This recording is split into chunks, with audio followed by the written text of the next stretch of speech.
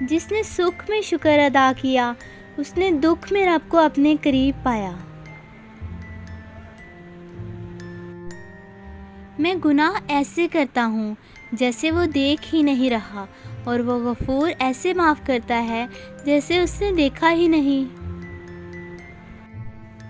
امیر وہ ہے جس کے دل میں دوسروں کے لیے احساس ہو۔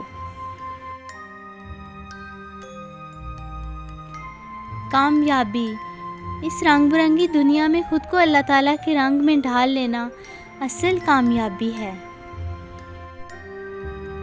اگر اللہ تمہیں کسی تکلیف میں مبتلا کرنا چاہے تو کوئی اسے دور نہیں کر سکتا، اور اگر اللہ تمہیں کوئی خیر پہنچانا چاہے تو کوئی اسے روک نہیں سکتا، وہ ہر چیز پر قادر ہے۔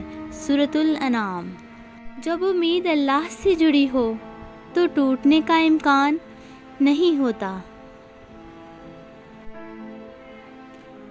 جب اللہ تعالیٰ نے سورۃ آل عمران میں فرما دیا کہ دعا پہاڑوں کو بھی ان کی جگہ سے سرکا سکتی ہے تو قبولیت کا شک بنتا ہی نہیں۔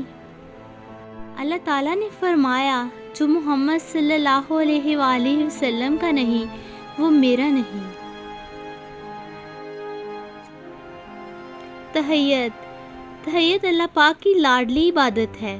سوچو تحیت گزار اللہ تعالیٰ کا کتنا لاڈلا ہوگا۔ کوئی سفر بلا حاصل نہیں ہوتا، منزل نہ بھی ملے تو راستے بہت کچھ سکھا دیتے ہیں۔